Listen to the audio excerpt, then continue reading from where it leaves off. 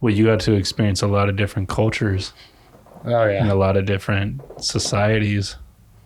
Well, what are your views on that? Seeing so many other cultures and societies. I guess what's cool, like especially in like poorer countries, you you know, they're way less fortunate than us.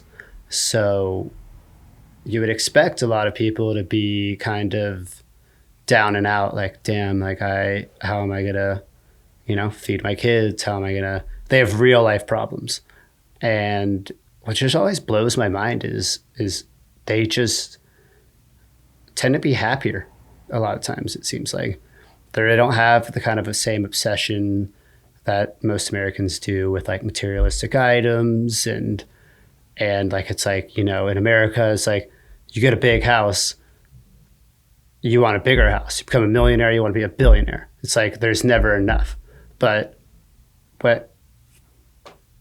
I think money can cause a lot of problems with a lot of people. And you see it down there. Like they have nothing, but they're always smiling. So it's like kind of shows you like what's important in life, or kind of that's how I felt about it. Like it was like, if these people who have nothing can be happy, why are the people that have everything unhappy? It's like it doesn't. And I think it just kind of shows you that money can really be an issue for some people.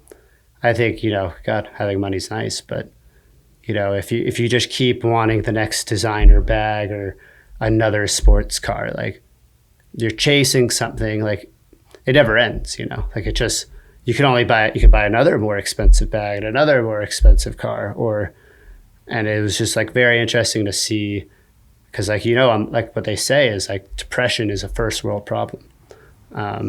So like there's more, the suicide rates are higher in countries that are better off than like countries in Africa. Like they don't tend to have those problems in those countries as much. So it's like kind of like a,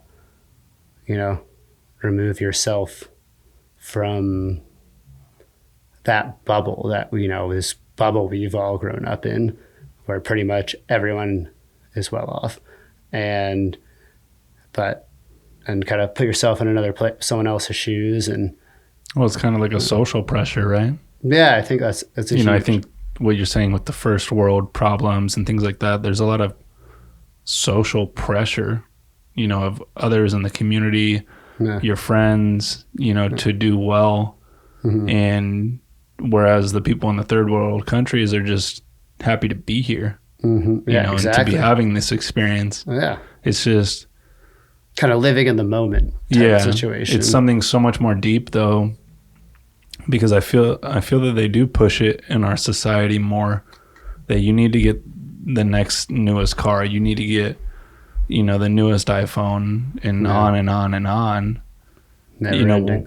I don't feel maybe that's as much of the narrative in the third world countries. Yeah, 100%. And it's,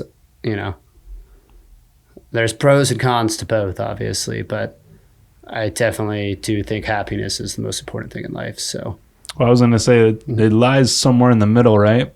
Because obviously you need money to be able to do the things that you did in travel. Exactly, yeah. But you don't need all the money in the world and to be pulling your hair out, Mm-hmm. Yeah. You definitely don't want to be scrapping for food. Yeah, so I guess if everyone could just realize that it lies somewhere in the middle, because you don't want to be the guy who has the car, the watch, the house, all the money, and still not be happy, but you also don't want to be absolutely with nothing, so it just lies somewhere in the middle. Yeah, I agree with that, definitely.